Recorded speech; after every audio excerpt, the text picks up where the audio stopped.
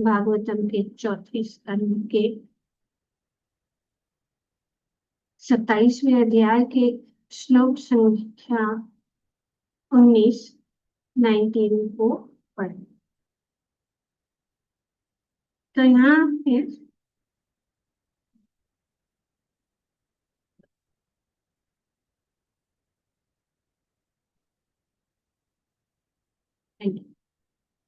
तो यहाँ पे नारद मुनि जी राजा प्राचीन बरहिसठ को ये कह रहे हैं कि हे राजा प्राचीन बरहिसठ, इसी समय काल की कन्या तीनों लोकों में पति की खोज कर रही थी, यद्यपि उसे ग्रहण करने के लिए कोई भी तैयार नहीं, किंतु वो घूमती रही। तो यहाँ पे बता रहे बहुत सुंदर रूप से नारद मुनि वर्णन करते हैं कि ये काल, ये भयानक काल की पुत्री कौन है?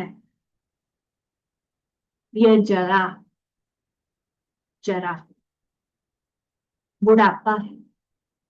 यहाँ वर्णन काल समय, काल सबको नियंत्रित करने वाली शक्ति है।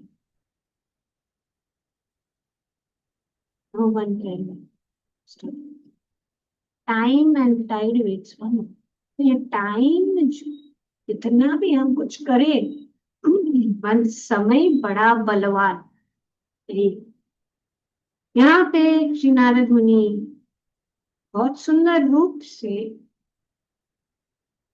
बता रहे हैं कि काल कन्या जरा, काल की कन्या कौन है? जरा। काल की पुत्री क्यों कहा गया है?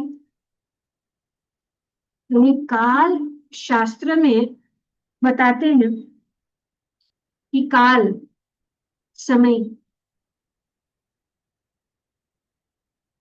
ये सब कुछ उत्पन्न करता है। समय ही सब कुछ उत्पन्न करता है। जन्म समय, बर्थडे, वृद्धि, रोग, बुढ़ापा और मृत्यु। इसलिए जरा काल से उत्पन्न होती है। बुढ़ापा, इसीलिए यहाँ पे उसे उसकी पुत्री कहा गया है। अभी ये उसकी कन्या है। किसकी कन्या? काल की कन्या है। तो यहाँ पे नारद मुनि बताते हैं, महाराज प्राचीन भविष्यत, कि इस समय काल की कन्या तीनों लोकों में पति,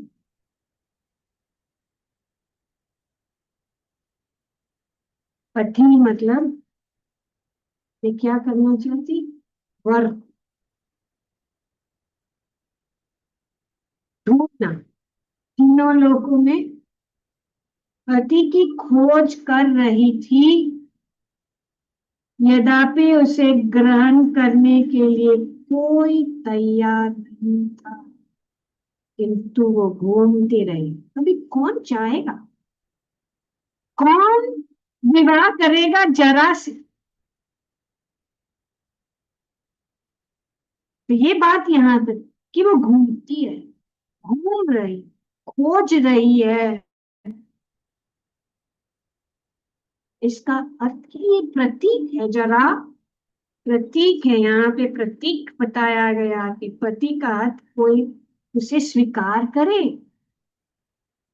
पति ढूंढ रही कोई उसको स्वीकार करे, लेकिन कोई भी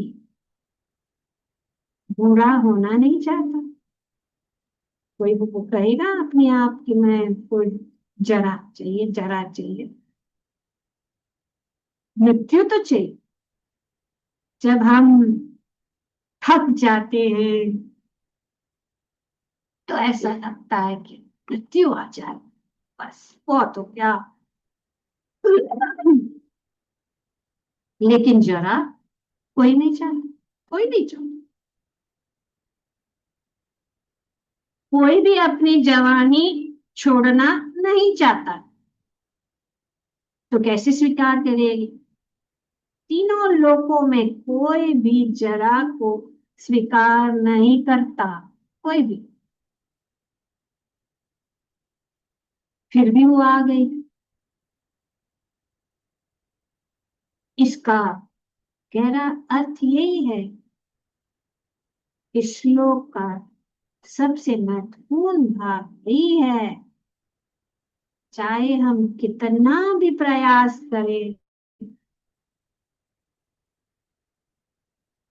दवाएं हम लेंगे, सुंदरता बनाए रखे, फिर भी बुढ़ापा हर शरीर में जबरदस्ती आता ही है।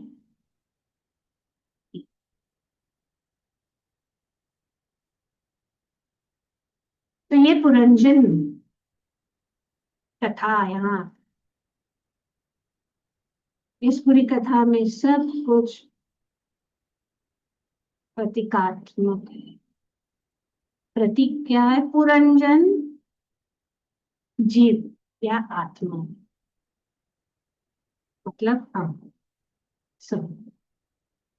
नगर क्या है? शरीर, इंद्रिय, भोग, सांसारिक जीवन। जब जरा जरा बुढ़ापा आती है तो क्या होता है? शरीर कमजोर हो जाता है, शरीर कमजोर हो जाता है, इंद्रिया काम नहीं करती, भोग की क्षमता खत्म हो जाती है, और फिर अगला चरण क्या है? मृत्यु। इसीलिए हम पढ़ रहे थे, बहुत सुंदर भजन है गोविंद दास कविराज द्वारा, उसमें ये बात सुंदर रूप से, इसीलिए हमारे जो वैष्णव आचार्य की जो गीत है, सॉन्ग्स है, वो बहुत सुंदर रूप से, रोमांचिक रूप से बात को हम तक पहुंचाएंगे। अगर हम इसको ही समझ लिए, और जिसने शास्त्र को अध्ययन कर लिया है और जिन जो भागवतम को फॉलो कर रहे हैं, उनको समझ में आ जाएगा ये बात। और सुंदर भजन है, इसको 5 मिनट का है। भजते मन श्री नंदनंदन, अभय चरणार विंद रे। भज रे मन श्री नंदनंदन, अभय चरणार विंद। दुर्लभ मानव जन्म सत्संगे, दुर्लभ मानव जन्म सत्संगे, तरो ये भव सिंधु। सीता तप बत बरीसन, ए दिन जन्मिनी जागिरे। विफले सेविनु कृपण दुर्जन चपल सुखल लागी। ये धन यौवन पुत्र परिजन इति कियाच पर तीति। कमल डल जल जीवन तलमल कमल डल जल जीवन तलमल भजहु हरिपद नीति रे भजहु हरिपद नीति रे। श्रवण कीर्तन स्मरण वंदन पाद सेवन दास्य रे। श्रवण कीर्तन स्मरण वंदन पाद सेवन दास्य। पूजन सखी जन आत्मनिवेदन पूजन सखी जन आत्मनिवेदन गोविंद दास अभिलाष्य रे गोविंद दास अभिलाष्य रे। भजहु रे मन श्री नंदन अभय चरणार विंद। तो ये बहुत सुंदर भजन। ये मन आप श्री नंद नंदन के चरण कमलों शरणागत होकर श्री नंद नंदन के चरणों की पूजा करो, जिससे क्या होगा? अभय अभय बन जाए, डर चला जाए। तो दुर्लभ मानव जीवन को हमने प्राप्त किया है, तो ये भय ये आसानी से पार किया जा सकता है जब हम भगवान के चरण कमलों का जो नौका है उसकी शरण में जाए। और सपोर्ट किया है इस नौका का जो नाविक कौन है? नाविक जो है गुरु है। नाविक कौन है? भक्तगण है। नाविक कौन है? सत्संग है। तो दुर्लभ मान जन्म सत्संग के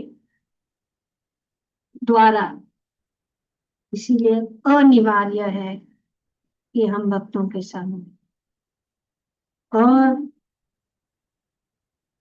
रात दिन हम सीता ताप हम दिन रात सो नहीं पाते क्योंकि हम तड़प रहे। गर्मी, ठंडी, वर्षा और तूफान, और इसमें हम जी रहे हैं, तड़प रहे हैं। किसके लिए? चपल सुख के लिए, थोड़ा सा सुख के लिए हम इस प्रकार से घूम रहे हैं, इस भव सागर को पार नहीं कर पा रहे। ये देना यौवन पुत्र परिजन इति किया। अभी ये यौवन क्या, कितना सुख,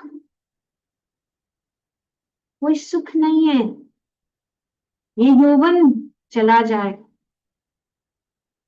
ये धन खत्म हो जाएगा, हमारे साथ नहीं जाए। पुत्र परिजन, ये कमल दल जल जीवन तलमल। हाँ, हमारा जीवन ऐसा ही है।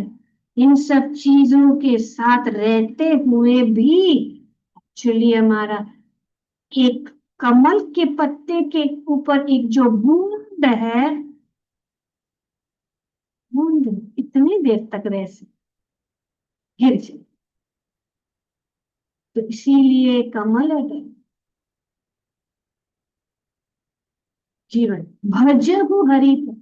तो अभी बहुत अनिवार्य है कि ये क्षणिक जीवन, काल कन्या और मृत्यु, जो हमें उनके साथ लड़ नहीं सकती। यहाँ पे बताया गया कि इस संसार में मूलतः चार प्रकार के कष्ट है, जन्म, जरा, रोग तथा मृत्यु। न तो कोई विज्ञान, नहीं तो वैज्ञानिक भी है, हमेशा के लिए जीवित रहते, बुरे नहीं होते। न तो कोई विज्ञान, न ही कोई विचारक इस चारों प्रकार के कष्टों का कोई हल प्रस्तुत कर पाया है। प्रभुपाद जी बहुत क्लियरली अपने बात तात्पर्य में बता, और ये जरा ढूंढती है, वो छोड़ेगी नहीं। तीनों लोगों में ऐसे नहीं है कि हम इस पृथ्वी में, सब लोगों में, सभी योनियों में, तो यहाँ पर जरा की अक्षमता अलंकारिक ढंग से काल की कन्या के रूप में व्यक्त किया गया है। तो, तो जब शरीर कमजोर हो जाए, इंद्रिया काम नहीं करती, भोग की क्षमता खत्म होती है, और फिर अगला जन्म में मृत्यु। आगे देखिए, तो ये संसार दुखों का घर है भगवत गीता के अनुसार। जन्म, मृत्यु, जरा, रोग, ये चार मुख्य दोष है शरीर से। झूठी पहचान, हम सोचते हैं काम, मैं जवान हूं, मजबूत हूं, लेकिन जरा सिखाती है तुम शरीर नहीं हो, तुम आत्मा। तो ये, तो आध्यात्मिक जीवन की तात्कालीन जरा हमें याद दिलाती है कि समय बहुत कम है,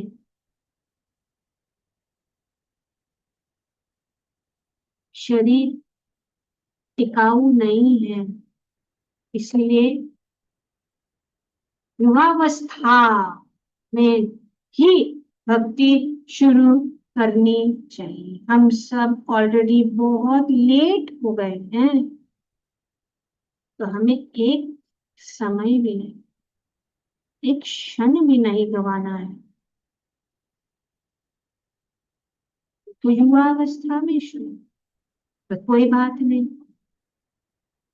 तो श्री चैतन्य महाप्रभु ने बहुत सरल विधि इस युग के लिए, युग धर्म, हरि नाम संकीर्तन, ये युग धर्म का अगर हम अपनाए तो अभी समय है, हम बच सकते।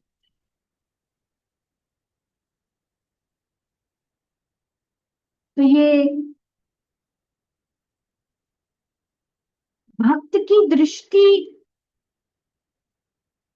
भक्त जरा को दुश्मन नहीं मान, वो दुश्मन नहीं मानता,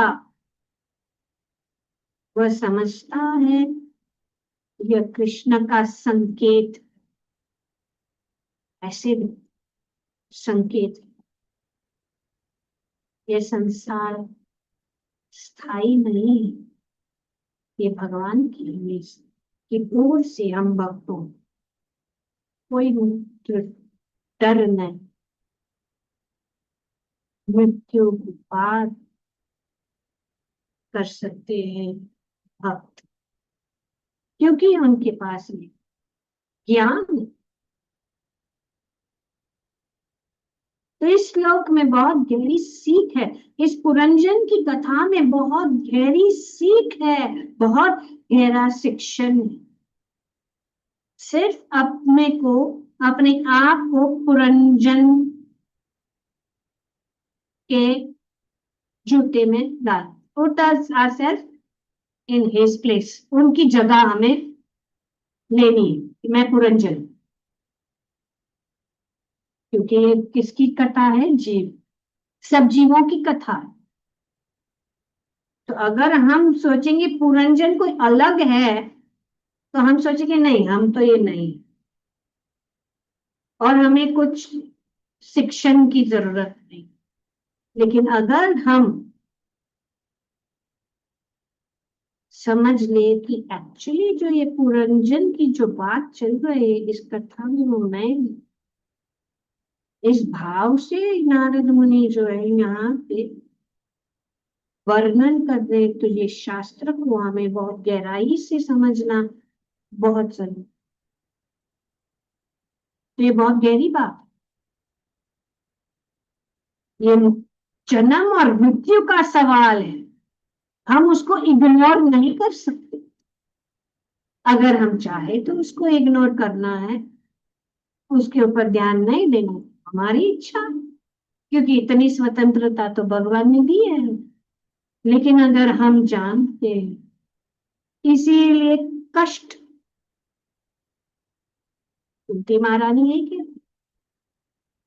कष्ट आने दो, पर जब हम कष्ट आता है तो हम ढीले पड़ जाते हैं, हम सत्संग में आने बंद करते हैं, हम सो जाते हैं, या कोई और रास्ता ढूंढते ढूंढते हैं। वे भी यहाँ पे बताया गया, बहुत इंपॉर्टेंट पॉइंट, ना कोई विज्ञान, ना ही कोई विचारक इस चारों प्रकार के कष्ट का कोई हल प्रस्तुत कर पाया है और न कर पाएगा।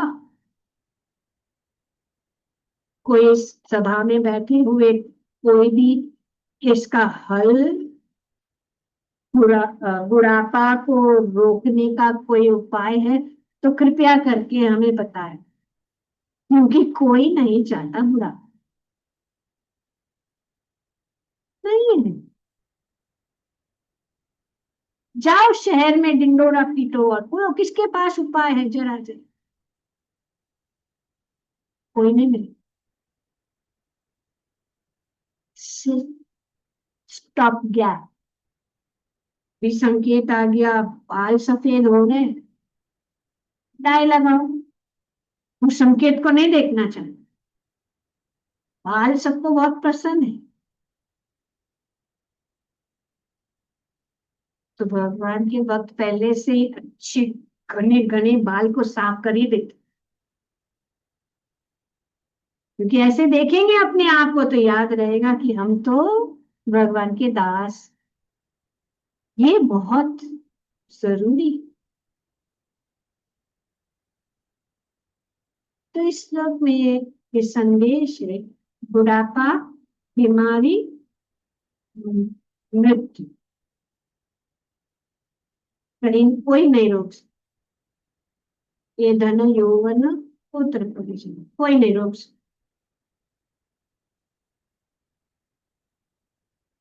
लेकिन एक उपाय है, वो है भक्ति के द्वारा हम इससे ऊपर उठ सकते हैं। नो मोर बर्थ, नो मोर डेथ, नो मोर ओल्ड एज, नो मोर डिजीज। किसी ने प्रभुपाद जी के पूछा कि क्योंकि अभी ये लोग योगी हैं, उस दिन उस समय चमत्कार चमत्कार, तो प्रभुपाद जी ने कहा कि मैंने ऐसा कुछ चमत्कार नहीं, ये परम चमत्कार, जितने भी ये लोग यहाँ पे बैठे हैं उसके ऊपर मैंने एक चमत्कार किया। कौन सा? नो मोर बर्थ, नो मोर डिजीज, नो मोर डेथ, नो मोर ओल्ड एज, हमेशा के लिए सॉल्यूशन। ये कोई नहीं दे सकता ये चमत्कार, कोई कोई साधु, हाँ सब सिद्धि व्यक्ति के पास जाओ, स्वामी जी हमको हमेशा जवान रहना है। हम्म, इस हिरण्यकशिपु रहा है कुछ देर तक, 100 साल, 150 साल, वो तो है ही नहीं, मोटा मोटा। तो काल की पुत्री जरा, बुढ़ापा है, तो वे पति ढूंढना चाहिए। कोई बुढ़ापा नहीं चाहता, लेकिन कोई नहीं चाहता, कोई वो शादी करना चाहती है, विवाह करना चाहती है, लेकिन कोई कौन करेगा जरा से।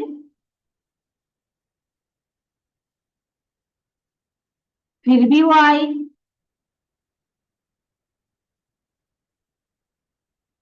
कि वो एक्चुअली कितना देर तक स्वीकार करना ही पड़ेगा, बुढ़ापा निश्चित है।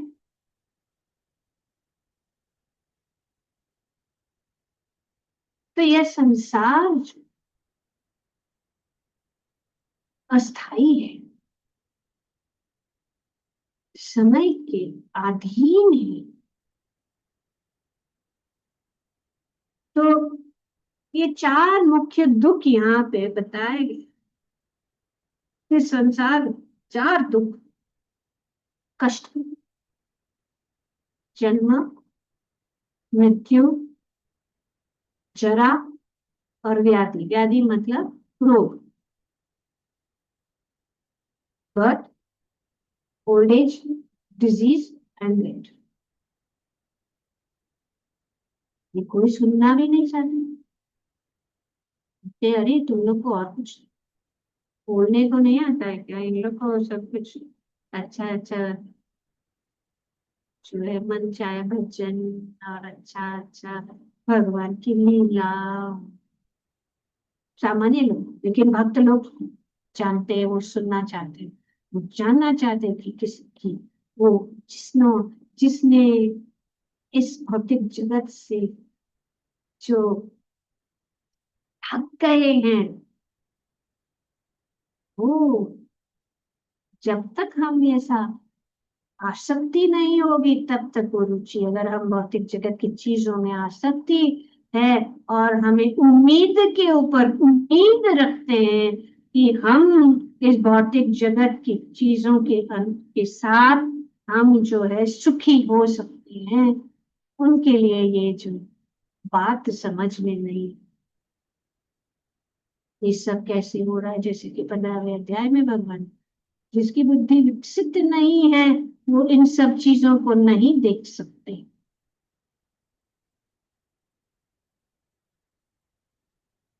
तो वैज्ञानिक क्यों असफल है?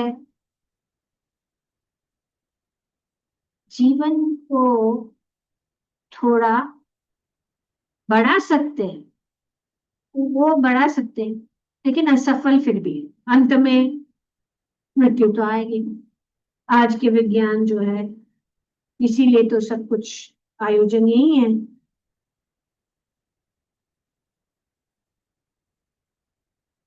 बीमारी को कुछ समय के लिए रोक सकता है साइंस, मेडिकल साइंस रोक सकता है, डॉक्टर रोक सकता है, कुछ समय के लिए बीमारी को रोक सकता,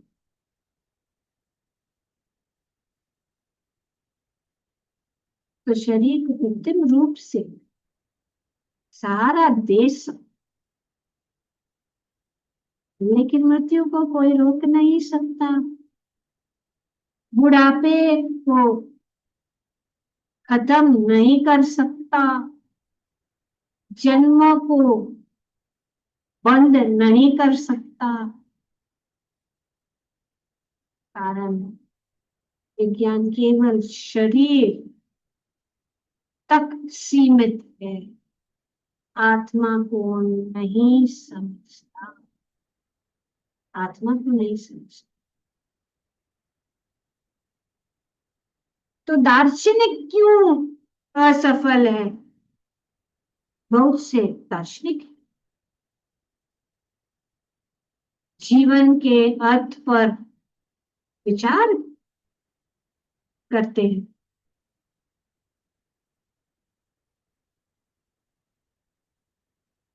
दुखों दुख को समझने की कोशिश करते हैं, लेकिन वे केवल समझते हैं, समाधान नहीं देते। तो इसीलिए लोग दार्शनिक के पास जाते हैं जब दुख का समाधान पाने के लिए, लेकिन वो भी क्षणिक। ये तीन चार चीजें तो रहेगी। हमारा कोशिश ये होना है कि इन चारों चीजों के ऊपर विजय प्राप्त करें। ये बुद्धिमानी है। नहीं तो हम सिर्फ क्षणिक क्षणिक क्षणिक, कभी ये बीमारी हुई तो हो गया, फिर दूसरा आया, लेकिन बुढ़ापा का काल तो टक टक टक टक टिक टिक टिक टिक टिक टिक टिक टिक घड़ी चलती रह रही है। तो शास्त्र क्या कहते हैं?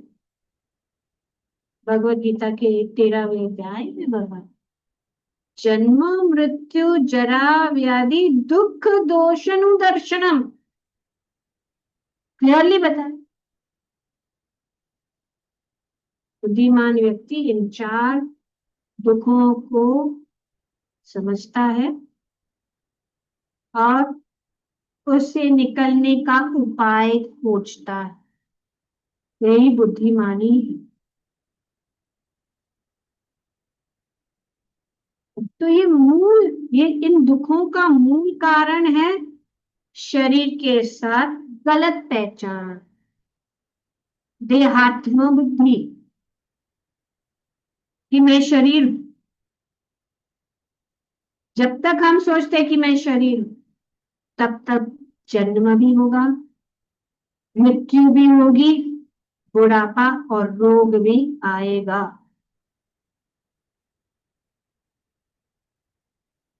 तो हमारे आचार्यों ने ये समाधान किया, तुम शरीर नहीं हो, तुम आत्मा जीव हो। आत्मा जन्म नहीं लेते, आत्मा जन्म नहीं लेती, मरती नहीं, नहीं होती। पहले ही भगवान ने दूसरे अध्याय में ही क्लियर कर दिया। ये आत्मा साक्षात्कार का ज्ञान जो है उन्होंने पहले ही दे दिया। पता नहीं 18वें अध्याय तक लोग पहुंचेंगे कि नहीं, पर ये पॉइंट बहुत सब जरूरी है। आत्मा और शरीर, आत्मा क्या है और शरीर क्या है, उनका डिफरेंस बिटवीन बॉडी एंड आत्मा क्या है, पूरा डिटेल्ड रूप में भगवत गीता के दूसरे अध्याय में हो। तो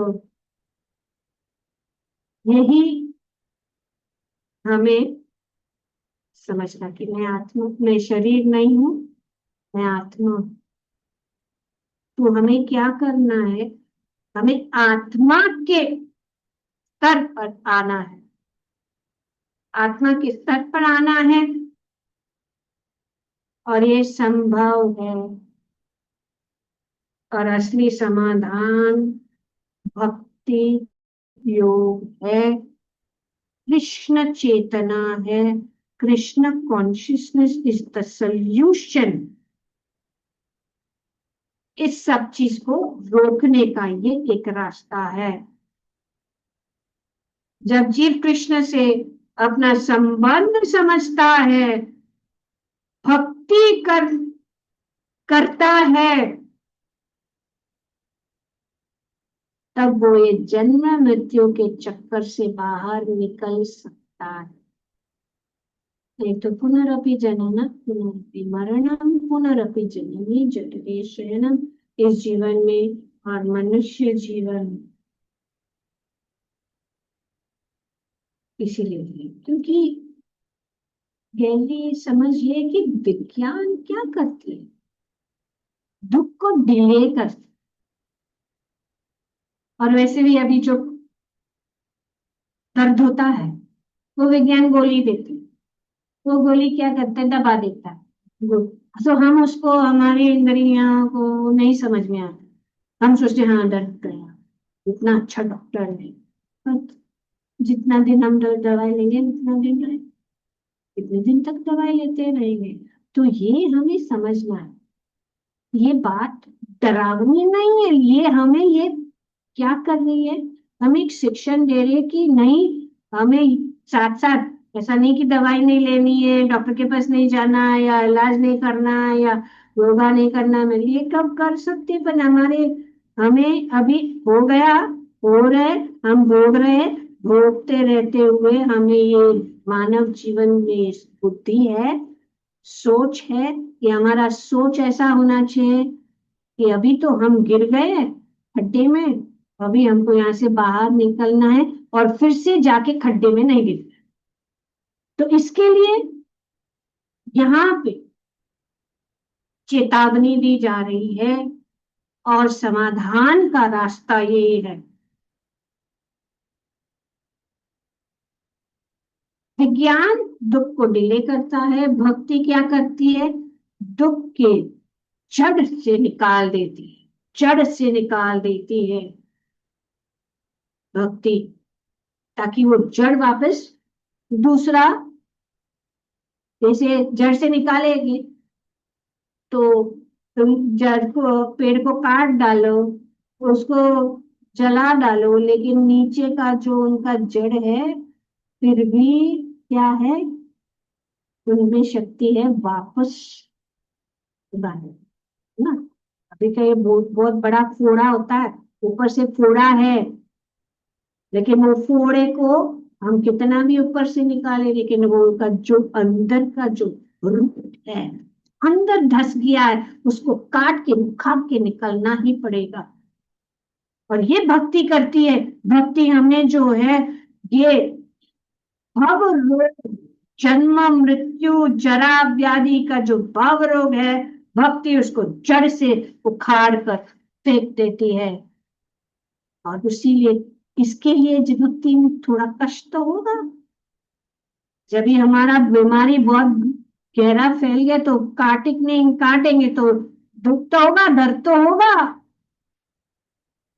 लेकिन हम जानते हैं कि नहीं, इस दर्द को सहन करना होगा, क्योंकि बाद में मैं एकदम ये बीमारी बाहर ही निकल जाएगी। इसी प्रकार से हम इस जीवन में भक्ति करने का जो उपाय है, जो प्रक्रिया है, वो थोड़ी जो, क्योंकि हमारा जो ये बीमारी इतनी धस गई है, तो उसको उखाड़ के निकालने के लिए बहुत कष्ट होगा।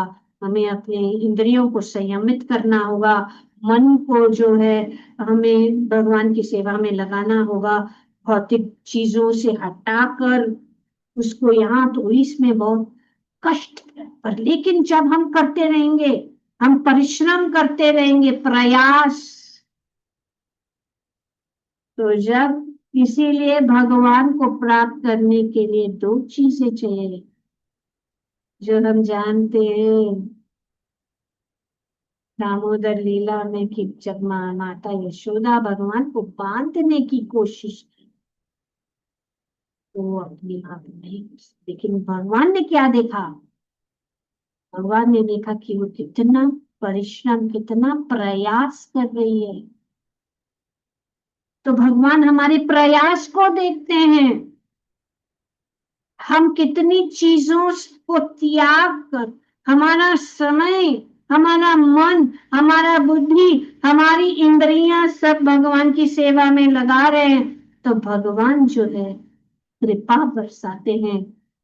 और जब भगवान की कृपा, इसीलिए हमारा प्रयास और भगवान की कृपा दोनों की जरूरत है। और भगवान की कृपा तब बरसेगी जब भगवान जानेंगे कि इस भक्त में कोई भी भौतिक आसक्ति नहीं है। क्योंकि जब तक हम, हमारे अंदर भौतिक आसक्ति है, हम यहाँ ही रहे। जब तक हम इस, क्यों वैराग्य, बार बार शास्त्र में वैराग्य, विरक्ति क्यों बताया गया? इसी के कारण। ये बीमारी का उपचार है, भव रोग का उपचार है, मेडिकेशन है। नीची औषधि माया नसीब और लागे। और हरि नाम, भगवान बोलते कि मैंने ये औषध, जीव जागो, हरि नाम करो, ये औषध है, इस युग के लिए यही औषध है। तो अपना काम करते रहो, अपने शरीर को स्वस्थ रखो। उनका जो भी जरूरत है, बीमारी आती है, उसका हल जल्दी से करो, उसका उपाय ढूंढो। चाहे जितना भी हो सके अपने शरीर को भगवान की सेवा के लिए स्वस्थ रखो। अगर ऑपरेशन करना है तो ऑपरेशन करना है, या दवाई खानी है, इसको मना नहीं है, लेकिन दृष्टि हमारी एक ही, नेवर अगेन। हमें इस चक्रव्यूह में वापस नहीं घुसना। तो यही बात है। तो भक्ति जड़ से निकाल देती है ये दुखों को। नहीं तो ये दुख आते जाते हैं, सुख आते जाते हैं। मास्तर स्पर्शस्त कौन्तेय शीतोष्णा सुख दुखदा ऋतु के समान।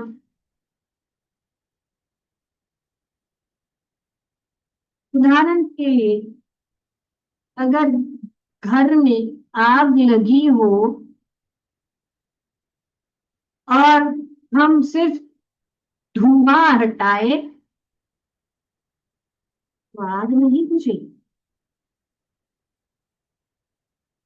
अगर हम धुआं हटाएंगे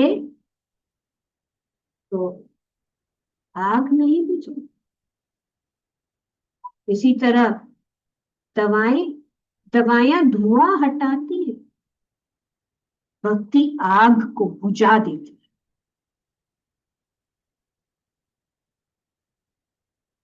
कोई भी वैज्ञानिक या दार्शनिक, इस चार जितने भी इन्फ्लुएंसर्स है, जितने भी यूट्यूब कोचेस है, लाइफ कोचेस है, दार्शनिक है, चार दुखों का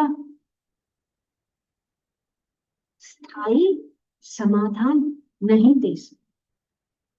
पर हम उम्मीद रखें, क्योंकि हमको विरक्ति नहीं चाहिए।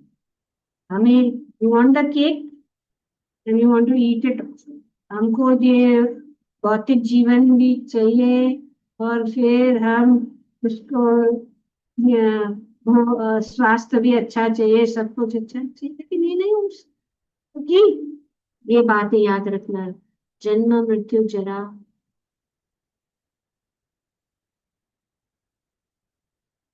तो शास्त्र बताते हैं कि समाधान केवल आध्यात्मिक है।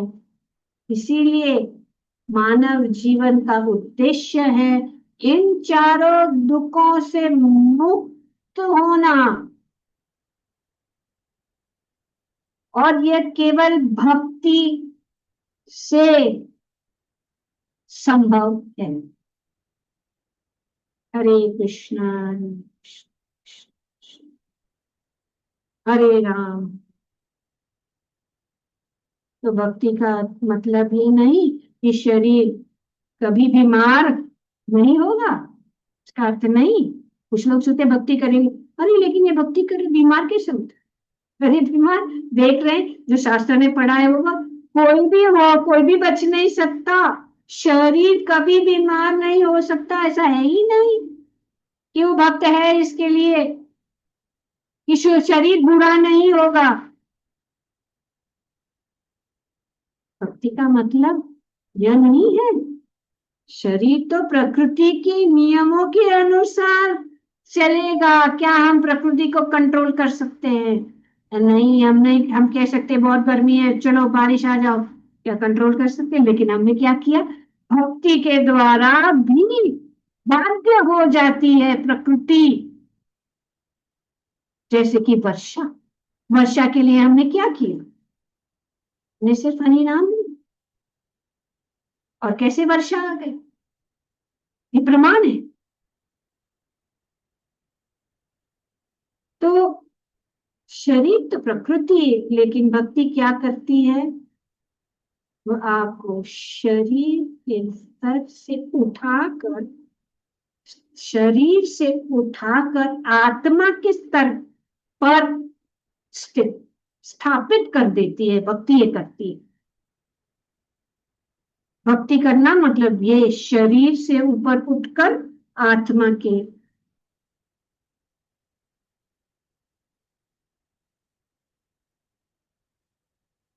तो चार दुख के यही, ये अहंकार किसकी वजह से जन्म, ये अहंकार की वजह से हमें जन्म लेना पड़ता है। मृत्यु का डर होता है, बुढ़ापा दुख देता है, बीमारी कष्ट देती है। तो भक्ति क्या करती है, भक्ति धीरे धीरे ये बदल देती है कि मैं शरीर हूं, तू, मैं कृष्ण का अंश हूँ, आत्मा हूँ। इसीलिए तो 15वां अध्याय महत्वपूर्ण, जो हम लोग ने गहराई से ममैवांश जीवन, ये जीवन, क्योंकि वहां प्रत्यक्ष रूप से भगवान अपने विषय में बताते हैं, हमारे विषय में बताते ये भौतिक जगत क्या है, आध्यात्मिक जगत क्या है। और ये हम जानते हैं, हम कृष्ण के अंश हैं। ये केवल ज्ञान नहीं, अनुभव, रियलाइजेशन बन जाता है। जब हम भक्ति करते हैं तो हमारी बुद्धि विकसित हो जाती है। तो जन्म का कारण क्या है, कर्म और वासनाएं। भक्ति क्या करती है, कर्म को जला देती है, जड़ से इच्छाओं को शुद्ध करती है। इच्छाएं रहेगी, पर इच्छाएं जो है, क्योंकि उसको तो हम अलग नहीं कर सकते, ये हमारे अंदर ऑलरेडी डिफॉल्ट फिक्स्ड है। तो इच्छाएं को शुद्ध करती है, फिर से जन्म लेने की आवश्यकता समाप्त कर देती है।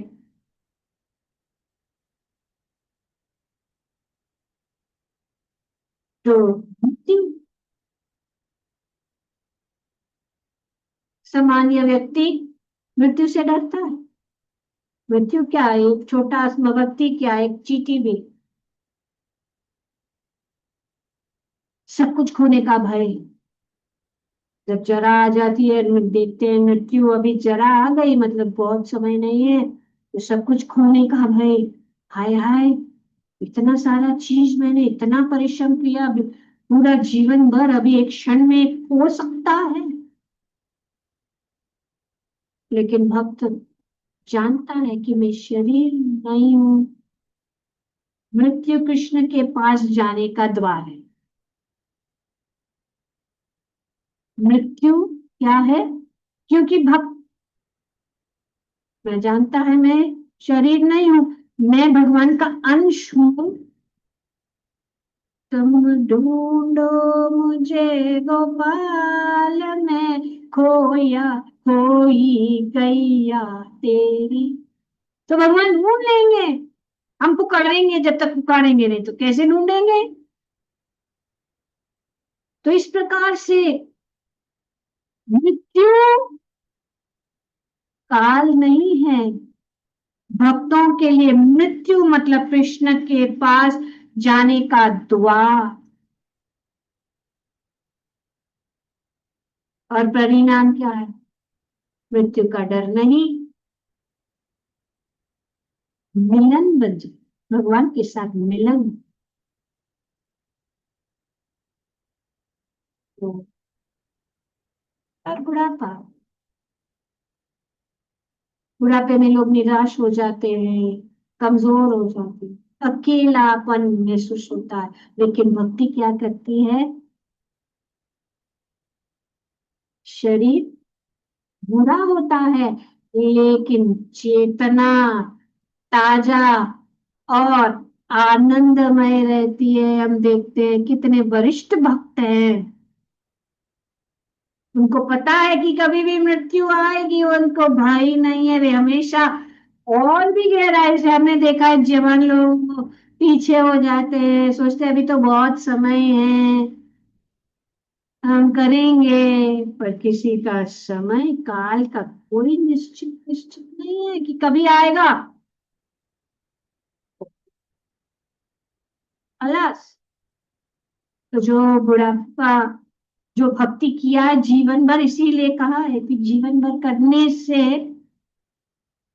हमें ये भय, क्योंकि बुढ़ापा भी भक्ति का गहरा समय या क्या बन जाता है, भगवान को ही। और व्याधि,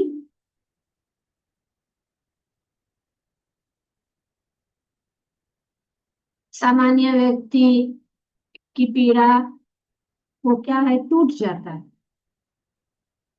भक्त समझता है, क्या समझता है, कि शरीर का स्वभाव यही है।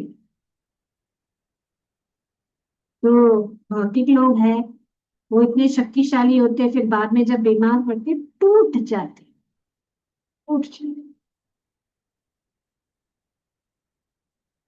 तो अगर बीमार होते हैं तो क्या हम नहीं करते, हम क्या करते हैं, कोई भी बीमार है हम लोग प्रेयर करते हैं, हरे कृष्णा कृष्णा कृष्णा हरे हरे, हरे राम राम राम।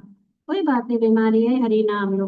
हरि का नाम सुन, गरुड़ पुराण में भी ये बताया है कि जब व्यक्ति देखता है कि मृत्यु दरवाजे पे खड़ी है, तो तुरंत उसे हरि का नाम है, क्योंकि हरि का नाम से सभी पीड़ाओं से। तो ये हमारा प्रैक्टिस यही है, कोई है या नहीं है, पहले से ही ये औषधि भी चालू होनी चाहिए, शरीर को ठीक रखने के लिए, ज्यादा दिन रखने के लिए हमारा दवाई चालू रहना चाहिए। पर ये मेन दवाई नहीं भूलना चाहिए कि हमें वो दवाई लिया तो हमको नींद आ रही है, या नींद में लेटे लेटे भी किसमें को नाम नामकारी बहुधा निज सर्वशक्ति तत्रापिता नियमिता स्मरण स्मरणी न काला, लेटे लेटे भी ले सकते हो, हाँ पे भी ले सकते हो, अशुद्ध अवस्था में भी ले सकते हो, क्योंकि यह भगवान का नाम इस भौतिक का जगत का नहीं, ट्रांसेंडेंटल है। ये इस भौतिक जगत का नाम नहीं है। कृष्ण, हरे कृष्णा हरे कृष्णा, वो ट्रांसेंडेंटल प्लेटफॉर्म से आया है। अंडरस्टैंड, जिन लोगों को जानना है हरे कृष्ण महामंत्र का अर्थ, प्रभुपाद जी का जो है एक्सप्लेनेशन सुनो, पाठ करो, तो पता चलेगा ये हरे कृष्ण महामंत्र क्या है। तो भगवत गीता में भी भगवान बताते हैं, जन्म कर्म च मे दिव्यम, जो मेरे जन्म और कार्य का समझता है, वह शरीर छोड़ने पर पुनः जन्म नहीं लेता है। तो इसीलिए हमें ये औषधि रोज लेनी है, नित्यम भागवत सेवया।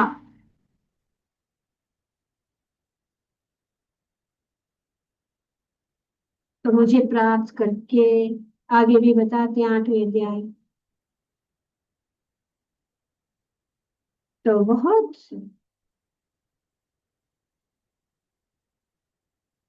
तो इस प्रकार से हमें अपना असली रूप, हम आत्मा है, तो भक्ति